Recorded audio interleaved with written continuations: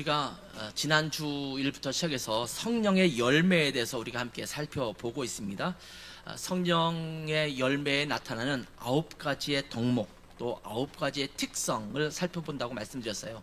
성령의 열매는 9가지가 아니라 성령의 열매가 1개인데 그 1개의 열매에 나타나는 9가지의 특성, 또 9가지의 덕목이라고 말씀드렸습니다. 지난주는 사랑에 대해서 말씀드렸고, 이 사랑은 성령의 열매에서 나타나는 나머지 8개의 특성과 덕목들을 모두 아우르는 특성을 가졌다, 이렇게 지난주에 말씀을 드렸어요. 사랑이 없으면 나머지 9가지의 특성이나 덕목은 별로 의미가 없습니다. 힘을 발할 수가 없습니다.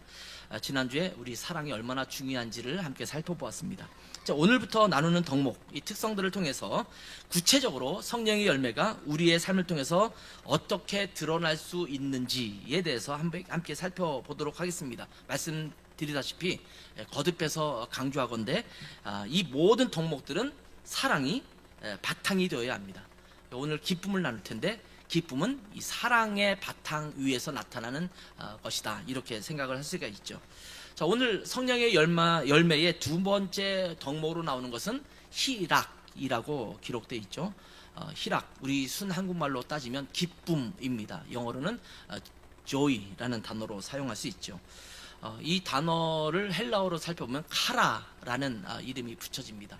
제가 독일에서 사역할 때 저희 교회에는 자그마한 오케스트라가 있었는데, 그 오케스트라 이름을 지어달라고 했을 때 제가 카라라고, 아니죠, 찬양팀이군요. 찬양팀 명칭을 제가 카라라고 붙였어요. 그래서 기쁨으로 함께 찬양하고 함께 영광 돌린다 해서 카라 찬양단이라고 붙였던 그런 기억이 납니다. 사실은 이 기쁨을 말씀을 나눌 때 참 우리 가운데 기쁨이 없음을 고백할 수밖에 없어요. 여러분 지금 기쁘십니까? 물폭탄 만지셨는데 기쁘세요? 우리 선집사님 집에 물폭탄이 터져서 많이 힘들었다고, 금요일 밤에는 밤새도록 물을 퍼냈다고. 물론 이제 잠자는 방은 아니지만 엑스트라 방이지만 거기에 옥상에 문제가 생겨서 그런 얘기를 들었어요. 정말 이 안에서 막 나쁜 말이 나올 수 있을 그런 환경 아닙니까? 기쁨이 사라지죠. 오늘 아침 집에서 나오면서 교회까지 오는데 기쁨을 설교해야 되는데 기쁨이 자꾸 없어지는 것 같은 느낌이 드는 거예요. 야, 어떻게 기뻐할 수 있을까? 참, 아까 회개 기도할 때도 그런 기도였어요. 하나님, 기쁨을 회복시켜 주십시오. 이런 기도를 주님 앞에 드렸습니다. 지금 전 세계는 전쟁과 갈등으로 가득합니다. 오늘 아침 제가 우리 교회 카톡창에 전체창으로 올렸죠.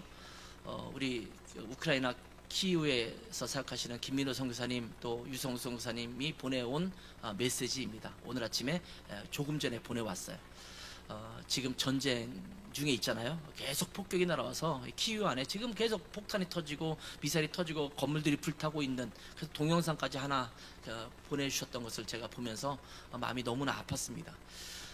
이란과 미국, 그다음에 이스라엘이 전쟁을 벌이고 있고, 우크라이나와 러시아의 전쟁이 끝날 것 같은데도 불구하고 끝나지 않고 계속되고 있는 그 어려움을 겪고 있고, 세계 곳곳에서 국지에서 그런 갈등과 분쟁들이 가득한 것을 보게 됩니다. 우리 김기엽 선교사님도 계속적으로 전쟁과 이런 부분들을 기도하고 있지 않습니까? 여전히 우리가 뉴스에 등장하지 않는 곳곳에 전쟁의 기운들이 너무나 살벌하게 판을 치고 있기 때문에 너무나 고민스러운 것입니다. 어쩌면 저는 그런 생각도 들거든요. 제3차 세계대전이 일어나도 이상하지 않을 만한 상황, 누군가 지금 같이 끼어들고 막 간섭하고 시작하면은 이게 걷잡을 수 없는 전쟁이 일어날 수 있는 상황이잖아요. 알게 모르게 사람들 마음속에는 이러한 불안감이 도사리고 있지 않은가라는 생각을 하게 됩니다. 기뻐할 만한 소식보다는 암울한 소식, 좋지 않은 소식들이 더 많습니다. 이런 때에 아이러니하게도 오늘은 기쁨에 대해서 함께 살펴보아야 합니다. 다시 한번 질문 드립니다. 지금 우리는 기뻐하고 있습니까? 온갖 걱정과 또 두려움과 불안감, 이런 것 때문에 환율은 치솟고, 내가 산 주식은 꼭 안 올리고 남이 산 주식은 오르고, 그다음에 집값이 또 오르락 내리락 하면서 어떤 사람은 올라서 울상이고, 저는 오르니까 울상이죠. 전세를 사는 사람이니까. 집을 소유한 사람은 내리니까 울상이고 뭐 이런 상황들을 갖고 있지 않습니까? 이런 요즘의 상황이 이러하니까 기쁨이 우리에게서 사라져가는 것은 당연한 것이 아닌가, 이런 생각을 하게 됩니다. 그럼에도 불구하고 어떠한 상황에서든 주님께서 우리에게 요구하시는 것은 뭐냐면 기뻐하라는 겁니다. 기뻐할 수 없는 상황임에도 불구하고 기뻐하라는 겁니다. 성령 충만한 사람이라고 한다면 그 열매로서 희락이 맺혀져야 한다, 이렇게 말씀을 하고 있습니다. 오늘 읽었던 빌립보서 4장 4절 말씀을 보면 같이 한번 읽어볼까요? 시작. 주 안에서 항상 기뻐하라. 내가 다시 말하노니 기뻐하라. Rejoice in the Lord always. 항상 언제든지 기뻐하라는 거예요. Again, I will say. 다시 한번 내가 말한다. 강조해서 말한다. Rejoice. 기뻐하라. 이게 쉽지 않은 일이거든요. 다시 말하면 그리스도인들을 향해서 뭐라고 말씀하고 있냐면, 그리스도인이라면 기뻐하는 삶을 살아야 한다, 이렇게 말씀을 하고 있습니다. 여러분은 기쁘십니까? 부모님이 아프시면 마음이 아프잖아요. 부모님이 아프기도 하지만 또 내 자신이 아플 때도 있잖아요. 몸에 말이 안 듣고 막 여러 가지 상황 때문에 우리 기도 제목을 나누다 보면 그 질병 치유에 대한 기도 제목이 굉장히 많거든요. 가족들에 대한 기도 제목들, 이런 것들이 많아요. 내가 소망하고 또 원하는 것들이 이루어지지 않고 계속 지지부진할 때 우리 마음 가운데는 기쁨이 자꾸 사라져 갑니다. 그런데도 불구하고 온갖 근심과 걱정과 두려움으로 가득 차 있는 우리들에게 주님은 뭐라고 말씀하시냐면 항상 기뻐하라, 이렇게 말씀을 하고 있습니다. 오늘 제가 먼저 시 한 편을 낭송해 드리겠습니다. 슬픔이 기쁨에게 라는 제목의 시입니다.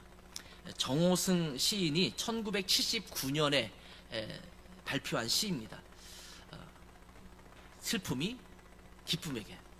한번 제가 읽어보겠습니다. 나는 이제 너에게도 슬픔을 주겠다.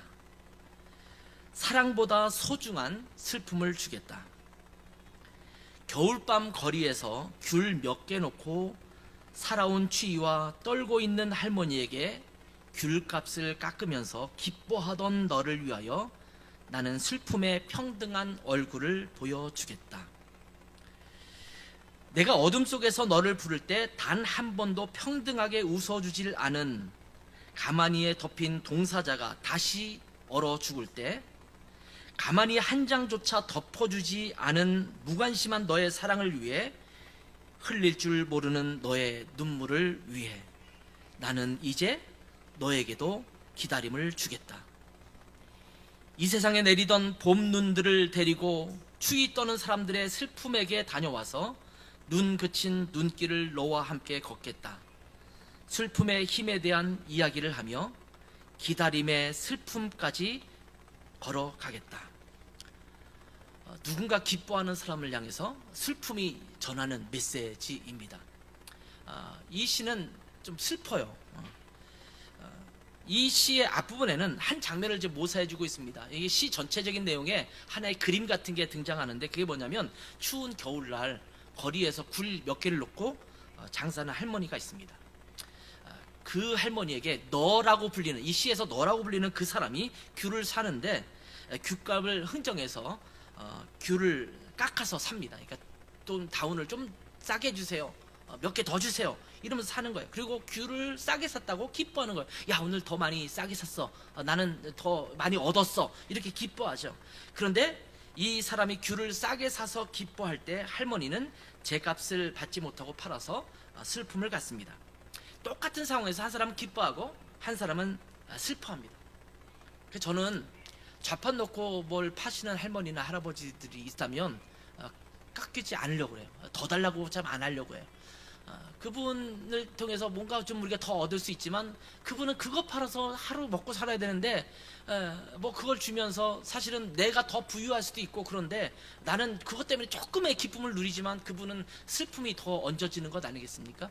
슬픔이 이 기뻐하는 귤을 산 사람에게 이야기하는 내용이 이 시로 기록되고 있는 것입니다. 귤을 산 사람이 느끼는 기쁨을 이기적인 기쁨이라고 표현합니다. 이기적인 기쁨을 제가 영어로 어떻게 표현하면 좋겠는가를 찾아봤는데 의외로 독일어가 등장했습니다. 그래서 왜 독일어가 영어 번역에서 독일어가 나왔을까 생각했어요. 샤덴프로이데라는 말을 써요. 샤덴프로이데. 샤덴이라는 말이 뭐냐면 또 손해 본다 또는 뭔가 고통스럽다, 뭐 내가 뭔가 좀 안 좋다, 뭐 이런 의미를 표현할 때 샤덴이란 말 써요. 프로이데는 기쁨이라는 뜻입니다. 슬픔, 기쁨, 뭐 이런 고통이지만 기쁨, 뭐 이런 느낌이에요. 남에게 고통을 주고 내가 느끼는 기쁨이라는 말이거든요. 뭔가 누군가 일이 잘못됐을 때 우리가 독일에서는 샤데 이렇게 표현해요. 안 됐다. 그 좀 안 좋으네, 슬프네, 또 기분이 안 좋네, 뭐 이럴 때 샤데라는 표현을 쓰거든요.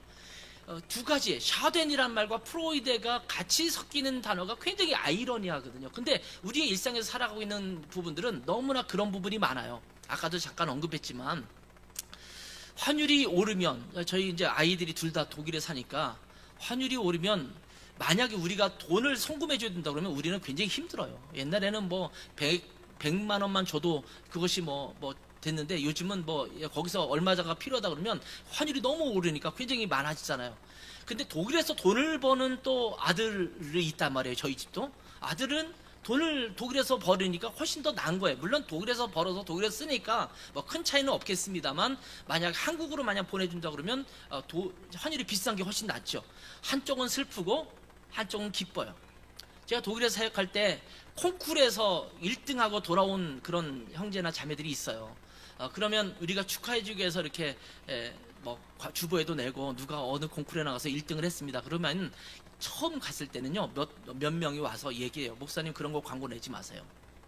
왜? 거기 같이 나갔던 사람 중에서 떨어진 사람도 있는데 그러면 그 사람은 슬프잖아요. 그럼에도 불구하고 제가 뭐 우겨서 계속 냈습니다. 20년 사역하면서 계속 냈어요. 왜냐하면 나는 떨어졌지만 저 사람이 잘 된 거는 우리 공동체의 기쁨이에요.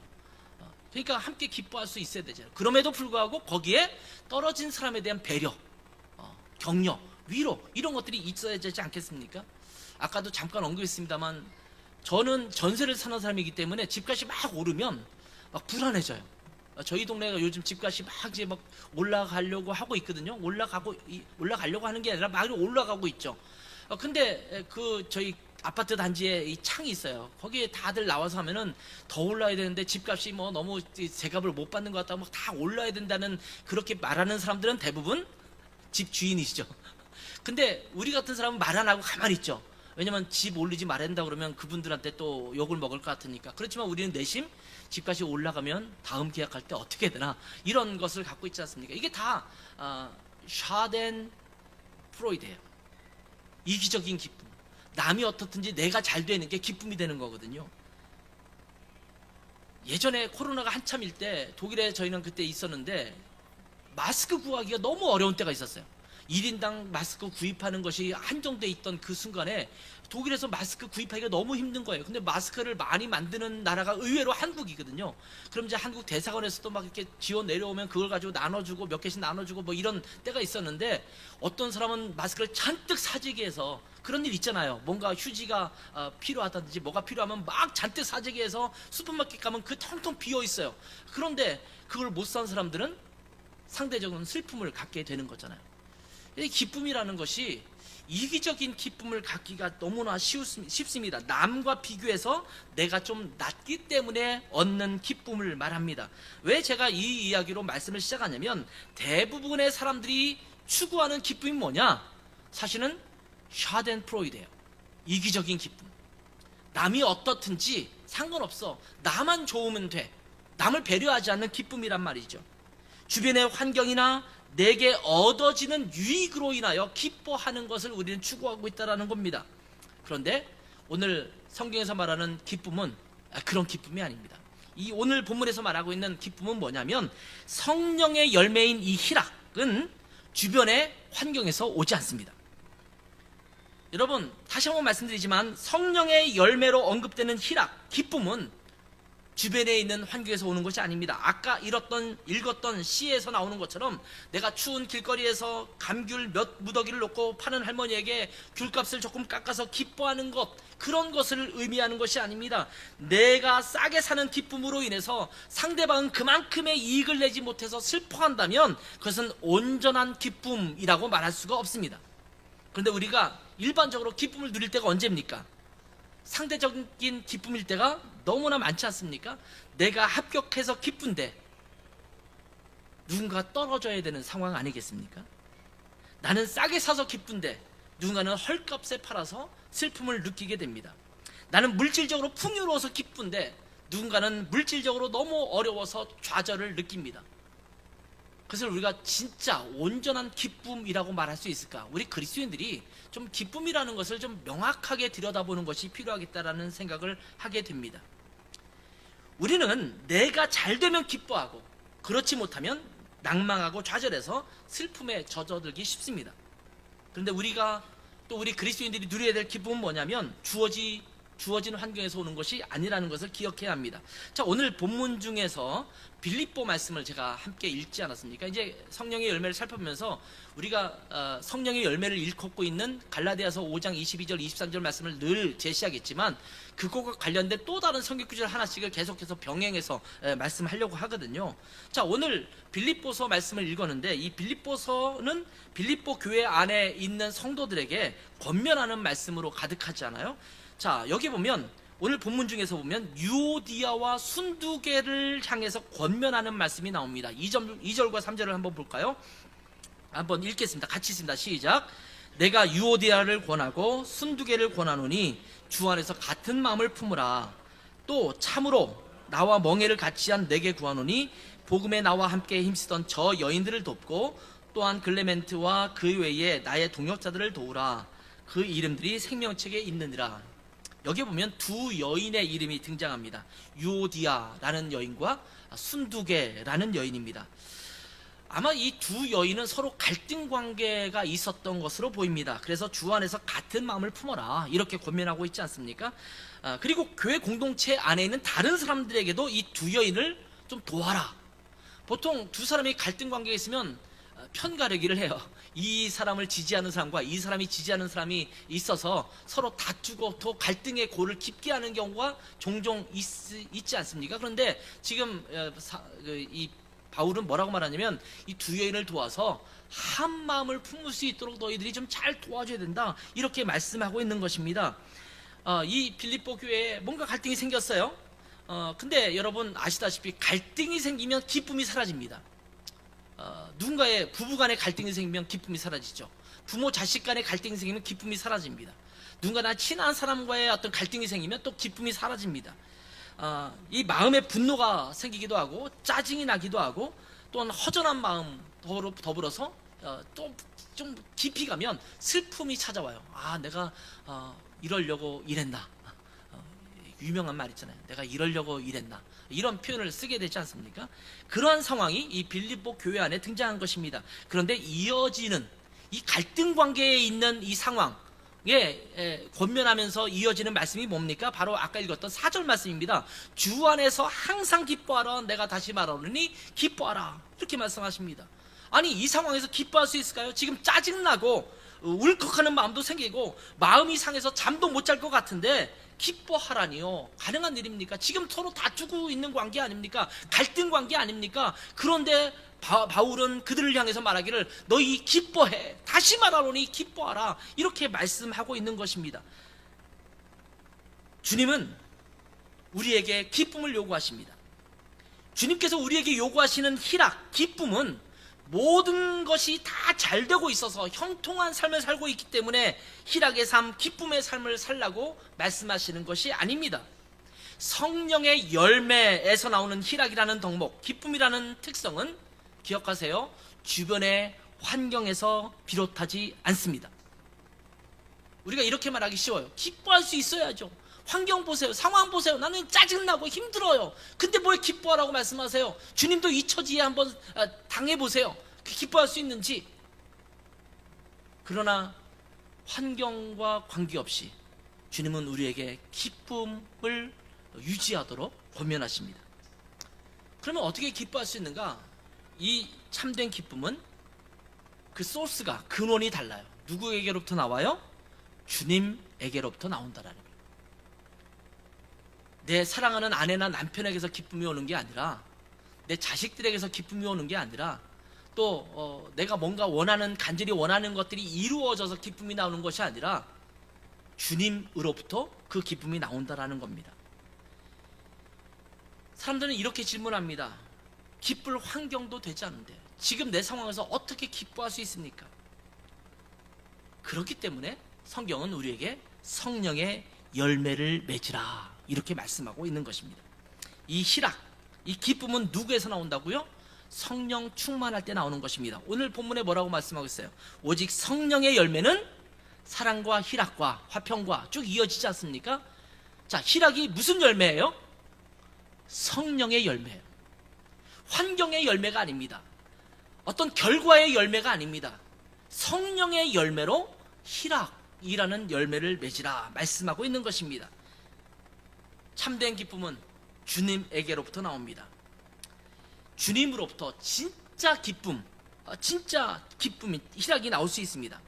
여러분, 기뻐할 수 있는 환경에서 기뻐하는 것은 누구든지 할 수 있습니다. 기뻐하지 않는 게 이상하지 않습니까? 근데 그것은 누구나 기뻐할 수 있지만 성령의 열매에서 말하는 덕목들은 평상시에 가질 수 있는, 느낄 수 있는 것을 뛰어넘는 것입니다. 환경이 그렇지 않아도 기뻐하는 것, 나중에 평화, 화평도 눌려보겠지만 환경이 그렇지 않은데도 내 안에 평안을 갖는 것, 이것이 주님 성령의 열매가 주시는 그러한 열매입니다. 사실 빌립보서를 쓰고 있는 이 바울은 어떤 환경에 있습니까? 빌립보 교회를 향해서 이 편지를 기록할 때 로마의 감옥에 갇혀 있는 상황입니다. 빌립보서 전반부 내용을 읽어보면 바울을 시기하는 사람들로 인해서 더욱 고통을 심하게 받을 수 있는 그런 상황에 놓여져 있습니다. 그런데 바울은 계속해서 이 빌립보서를 통해서 뭐라고 말씀하시냐면 기쁨을 얘기합니다. 바울이 속해 있는 환경은 짜증나고 힘들어요. 나를 모욕하고 나를 시기하고 질투하는 사람 때문에 어려움을 더 겪게 하려는 그 사람들로 가득한 그 환경 속에 놓여져 있습니다. 실제로 그는 감옥에 갇혀 있습니다. 그런데 그 감옥에서 어렵고 힘든 상황에 놓여지는 바울이 뭐라고 말하냐면 기뻐하라, 이렇게 메시지를 던지고 있는 것입니다. 여러분, 빌립보서 1장 4절과 5절을 보면 간구할 때마다 너희 무리를 위해서 기쁨으로 항상 간구하며, 나 짜증, 나 힘들어, 내가 너희를 기도하는데 참 힘들어, 이렇게 말하지 않아요. 내가 기쁨으로 너희를 위해서 간구한다. 너희가 첫날부터 이제까지 복음을 위한 일에 참여하고 있기 때문이다, 이렇게 말씀하고 있죠. 그러면서 18절에 보면 그러면 무엇이냐, 거칠애로 하나 또한 참으로 하나 무슨 방도로 하든지 전파되는 것은 그리스도니 이로써 나는 기뻐하고 또한 기뻐하리라, 이렇게 말씀하고 있습니다. 무슨 소리냐면 지금 많은 사람들이 밖에서 바울을 시기해서 바울에게 더 고통을 가하도록 하기 위해서 전도를 열심히 했습니다. 여러분, 바울은 전도하다가 이 감옥에 갇혀 있는 겁니다. 예수님을 전하다가 감옥에 갇혀 있습니다. 아마 자신은 감옥에 갇혀 있지만 복음 전하는 것조차 경쟁처럼 여기는 그 주변에 사람들이 있었을 것입니다. 어떤 사람은 복음을 잘 전하는 복음 전도자들이에요. 야, 바울이 지금까지 복음 전한다고 저렇게 내가 이렇게 사도네, 내가 복음을 많이 전했는데 사람들이 바울을 칭송하고 바울을 존경하고 그럴 때 야, 나도 그만큼 할 수 있어 라고 말하면서 감옥이 갇혀 있네? 그러면 이 시기에 내가 더 바울보다 탁월하게 사역을 해서 다른 사람에게 더 칭찬받고 인정받는 사역자가 되겠다, 이렇게 말하는 사람도 있을 수 있겠죠. 그런가 하면 어떤 사람은 바울이 복음을 전하다 갇혔으니 내가 복음을 전하면 이 복음 전했던 바울에게 더 심한 고통과 형벌이 찾아올 것이라고 생각해서 그렇게 하는 사람도 일부 있었을 것입니다. 그런 이야기를 들으면 바울이 어떻게 말해야겠어요? 이런 나쁜 놈들이 다 있어. 그렇게 전도하는 것을 하나님이 기뻐하실 줄 아냐? 야, 모두 천벌을 받을 거다. 아마 이렇게 말하고 싶지 않겠습니까? 엄청나게 속상한 마음이 들 것입니다. 그런데 바울은 뭐라고 말해요? 어떻게 해서든지 예수 그리스도의 복음이 전파되는 것이기 때문에 나는 기뻐하고 또한 기뻐하리라, 이렇게 말씀하고 있습니다. 바울은 대단한 사람인 것 같아요. 저는 그렇게 못할 것 같아요. 저것들 내가 감옥에서 나가기만 해봐라, 내가 너희를 보란 듯이 이렇게 아마 이를 악물을 수 있을 것 같아요. 감옥 안에서 온갖 시기를 당하면서 어려움을 겪고 있는 이 바울은 여전히 그리스도로 인하여 기쁨을 누리고 있는 이 멋진 모습을 보이고 있습니다. 괜찮아, 나는 괜찮아. 예수님이 영광 받는다면, 예수님이 전해진다면 나는 괜찮아. 누구 때문에 기뻐하는 거예요? 주님 때문에 기뻐하는 거예요. 그러면서 2장으로 넘어가면 17절과 18절에 또 한 번 기쁨의 고백이 나옵니다. 만일 너희 믿음의 재물과 섬김 위에 내가 나를 전제로 드릴지라도 나는 기뻐하고 너희 무리와 함께 기뻐하리니 이와 같이 너희도 기뻐하고 나와 함께 기뻐하라. 이 짧은 빌립보서 안에서 이 기뻐한다, 기쁨이라는 단어가 계속해서 반복하고 있지 않습니까? 환경은 그렇지 않은데, 상황은 그렇지 않은데 계속해서 바울은 내가 기뻐하겠다. 이 전제로 드린다는 것은 모든 제물을 드린 다음에 포도주를 기름을 부어서 마지막 한 방울까지 주님 앞에 올려드리는 그런 제사가 전제입니다. 나 자신을 온전히 한 방울까지도 제물로 하나님 앞에 다 드려진다 하더라도 나는 기뻐하겠다라는 겁니다. 나는 사라지고, 나는 죽고, 나는 완전히 없어진다 하더라도 나는 그래도 기뻐할 거야. 3장으로 넘어가면 1절에 또 말합니다. 끝으로 나의 형제들아 주 안에서 기뻐하라. 너희에게 같은 말을 쓰는 것이 내게는 수고로움이 없고 너희에게는 안전하니라. 내가 자꾸 기뻐하라고 말한다고 너 짜증내지 마. 이미 말했잖아요. 알았어요, 나 기뻐한다니까요. 그렇게 말하지 마. 나는 여러 번 반복해서 쓰는 것이 내 마음에 편해. 너희들에게 강조하고 또 강조하고 수십 번 강조하고 수백 번 강조해도 너희가 그렇게 해서 기뻐하는 것이 나는 옳다고 생각해. 그러니까 나는 또 강조할 거야. 그러니까 기뻐해.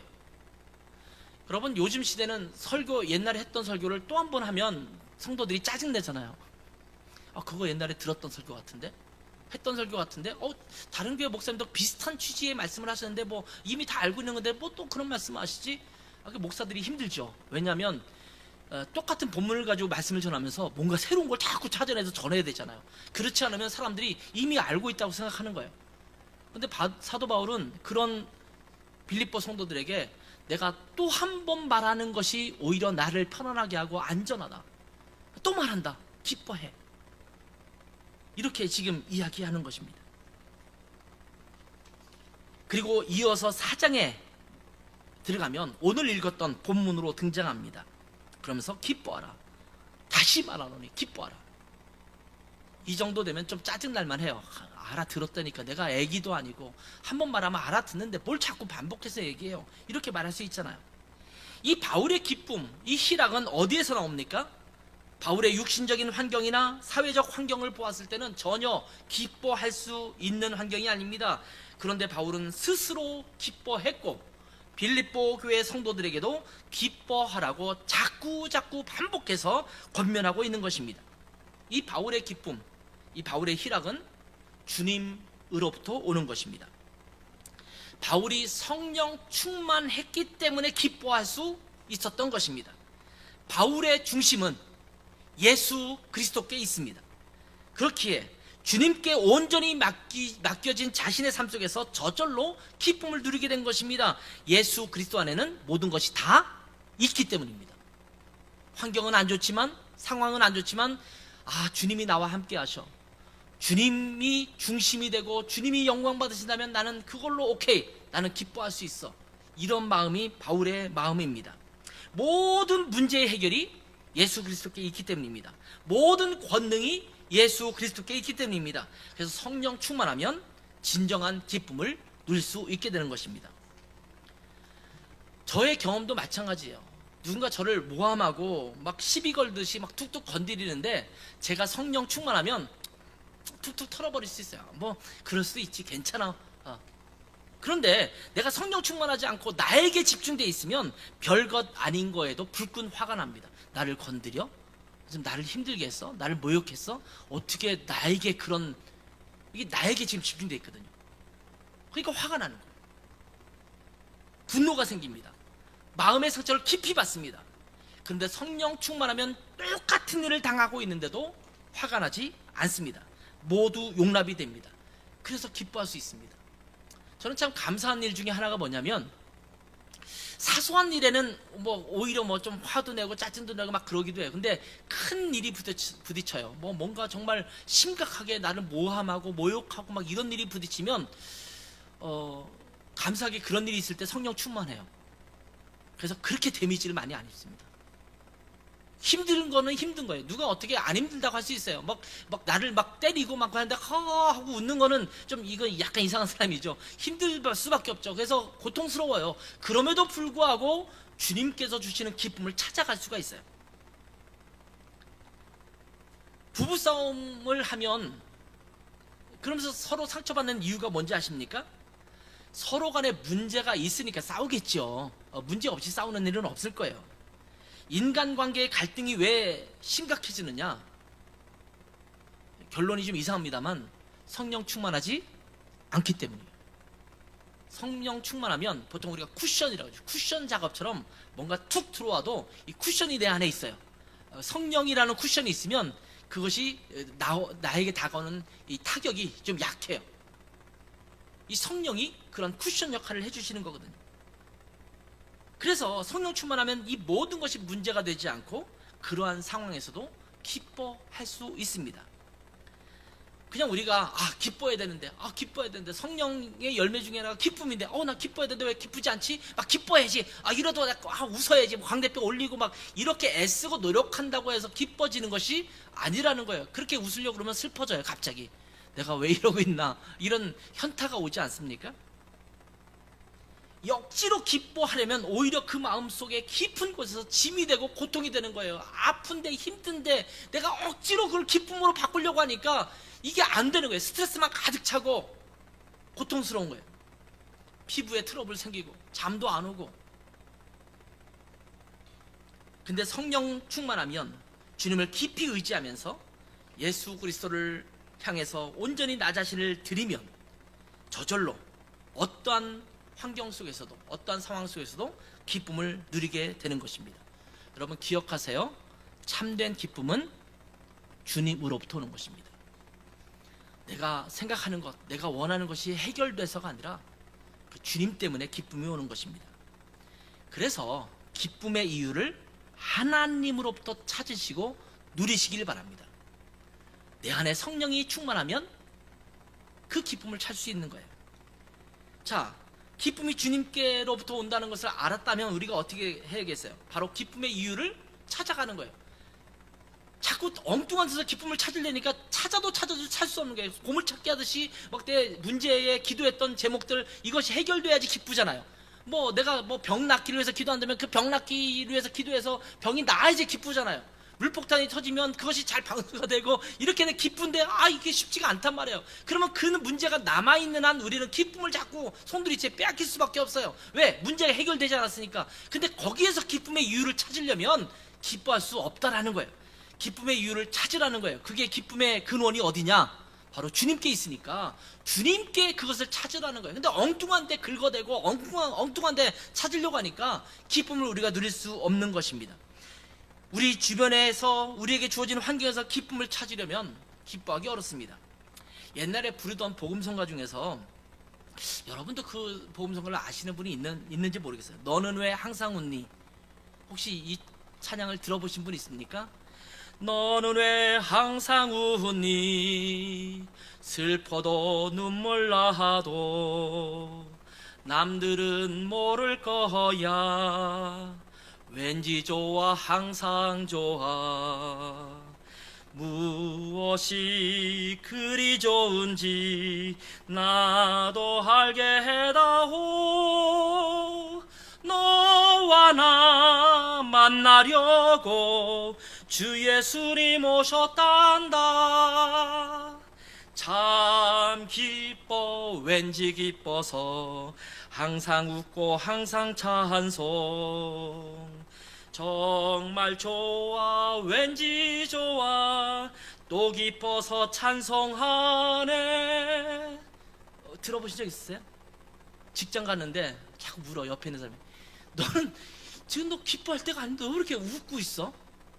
지금 업무가 많아서 짜증나잖아. 그날인데 그날까 또 마침 에어컨도 고장났어. 막 짜증나고 땀나고 근데 싱글벙글 너 왜 웃어? 지금 이 웃을 일이야?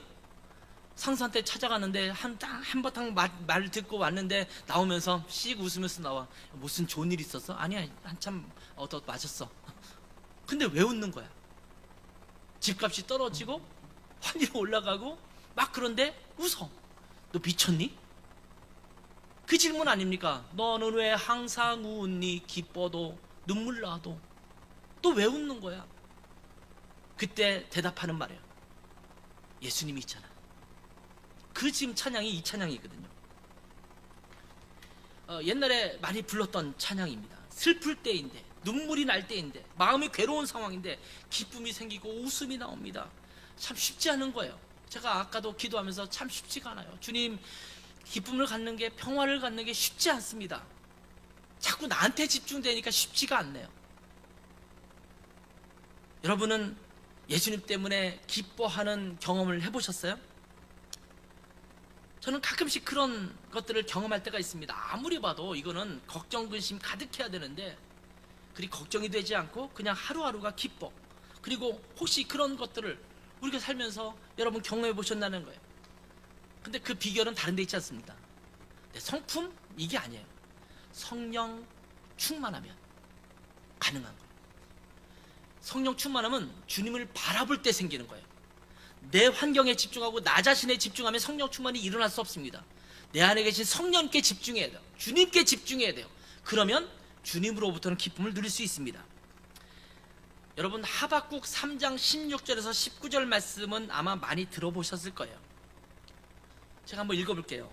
내가 들었으므로 내 창자가 흔들렸고 그 목소리로 말미암아 내 입술이 떨렸도다. 무리가 우리를 치러 올라오는 환난 날을 내가 기다림으로 썩이는 것이 내 뼈에 들어왔으며 내 몸은 내 처소에서 떨리도다. 자, 여기 보면 하나님께서 이 유다 왕국을 향해서, 남왕국 유다를 향해서 어떤 심판을 하나님께서 어떻게 역사하실 것인지를 이렇게 보여주는 거예요. 근데 하박국 선지자가 바라보면서 하나님의 도우심을 기다리면서, 하나님 우리를 좀 도와주세요, 우리 어렵습니다, 이렇게 말하고 있어요. 그런데 하박국 선지자가 보았던, 하나님이 보여주신 그 계시는 뭐냐면 유다 왕국은 바벨론에 의해서 짓밟힐 거다라는 메시지예요. 하나님, 문제가 해결돼야 되는데 바벨론이 우리를 침략해서 우리를 멸망시킨다니요. 그러면서 말하고 있잖아요. 나는 창자가 흔들립니다. 입술이 떨립니다. 찾아올 환난 날을 이제 생각하니까 와, 이거는 어떻게 할 수 없습니다. 잠도 잘 수 없습니다. 이런 고백을 드리고 있는 겁니다. 물론 하박국 선지자의 기도는, 하박국 선지자를 통해서 주신 메시지는 그 이후에 바벨론도 멸망하고 다시 돌아오게 하겠다는 그 메시지가 되지만, 지금 하박국 선지자의 입장에서는 지금 멸망을 기다리고 있는 입장이거든요. 70년 후에나 회복돼서 돌아올 텐데 나는 지금 그것을 경험하는 게 아니라 지금 짓밟히고 수모를 당하는 그것들을 기다리고 있는 거예요. 그게 창자가 흔들리고 쉽지 않다고 지금 고백하고 있는 것입니다. 그런데 이어지는 고백이 무엇입니까?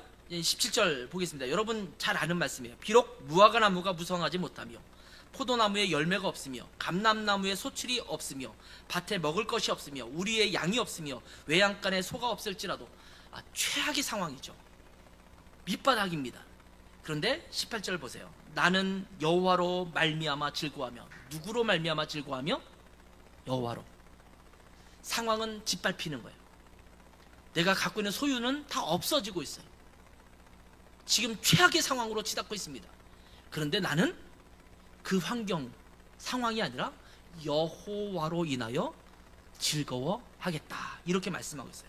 나는 나의 구원의 하나님으로 인하여 기뻐하리로다. 그러면서 뭐라고 마무리 짓습니까? 주 여호와는 나의 힘이시라. 나의 발을 사슴과 같게 하사 나를 나의 높은 곳으로 다니게 하시리로다. 이 노래는 지휘하는 사람을 위하여 내 수금에 맞춘 것이니라. 자, 여러분 여기 보면 상황 그대로예요. 근데 여기 보면 나의 발을 사슴과 같게 하사 나를 높은 곳에 다니게 하신다, 이렇게 말하고 있어요. 제가 옛날에 카나다 여행을 간 적이 있어요. 밴쿠버하고 밴프, 그다음에 로키 산맥 이렇게 쭉 다니는데, 로키 산맥을 쭉 몇 명이 이제 밴 하나를 빌려가지고 쭉 다니고 있는데, 옆에 막 절벽 같은, 기암절벽 같은 로키 산맥이 막 펼쳐져 있고, 근데 저 멀리에 아주 깎아지른 듯한 그 절벽에 뭔가 기어다녀요. 멀리서 보여. 이렇게 보니까 사슴 2마리가 진짜 내가 볼 때는 이 한 폭도 안 되는 요런 낭떠리는 저 천리만 길 떨어지는 그 길에서 이렇게 유유히 걸어가는 것을 봤어요. 근데 성경 주석가들이 뭐라고 말하냐면 사슴의 발은 그런 곳에도 잘 안전하게 다닐 수 있도록 하나님이 설계해 놓으셨대요. 하박국 선지자가 뭐라고 기도하냐면 하나님 나에게 평탄한 길을 주세요. 대로를 주세요. 그냥 막 뒹굴어도 넘어지지 않는 그런 길을 주세요 라고 지금 고백하는 게 아니라 하나님, 나는 바빌론에 의해서 멸망당할 것 같고 우리는 짓밟힐 것 같고 고통과 아픔이 있고 내 안에 가지고 있는 모든 송두리째 다 뺏겨서 아무것도 없는 그런 상태가 될 겁니다. 그런데 주님, 이 상황인데 나의 발을 사슴처럼 만드셔서 높은 길, 낭떠러지 길, 위험한 길을 다니더라도 내가 높은 곳을 갈 수 있도록 도와주세요. 주님은 나의 힘입니다. 이렇게 고백하는 거예요. 하박국 선지자는 내 길을 평탄케 해달라고 말하지 않습니다. 이 어려움을 없애달라고 말하지 않습니다.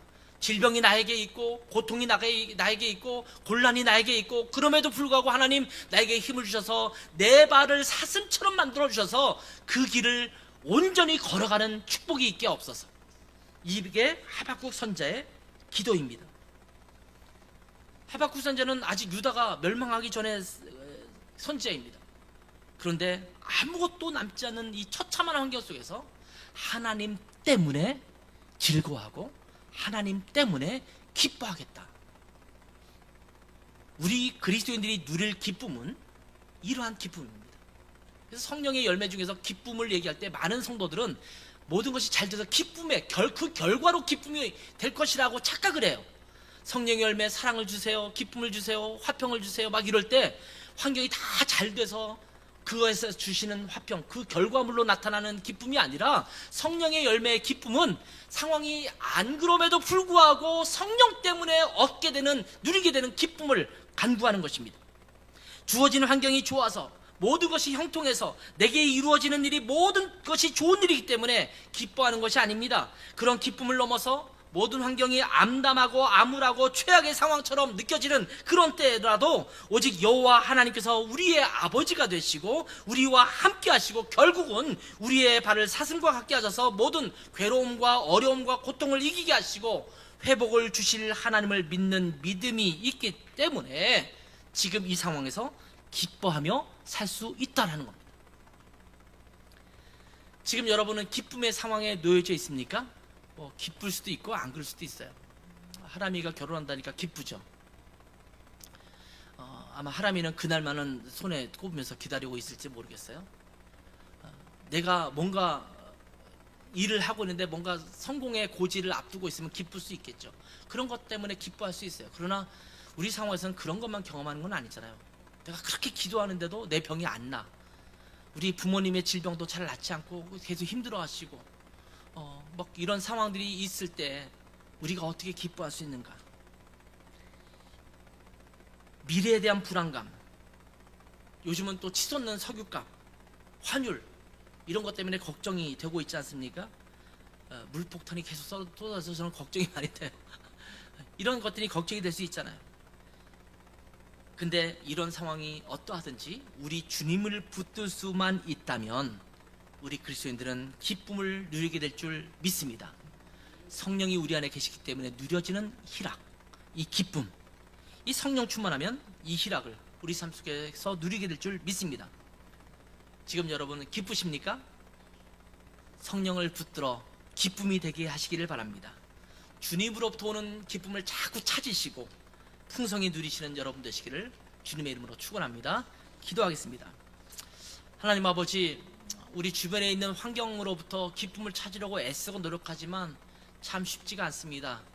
문제는 더 꼬이고 일은 틀어지고 우리가 원하는 상황으로 결말을 맺지 못하고 이 주변의 상황은 계속적으로 나를 힘들게 하고 어렵게 되는 요소들이 너무나 많아서 기뻐하기가 어려울 때가 있습니다. 그럼에도 불구하고 주님, 그곳에서 기쁨을 찾기보다는 우리 주님, 기쁨의 근원 되시는 주님에게서 기쁨을 찾게 도와주시고 성령으로부터 오는 희락, 그 기쁨을 우리가 성령 충만하여 온전히 누릴 수 있는 우리 라하고양 모든 식구들 될 수 있도록 은혜 베풀어 주시옵소서.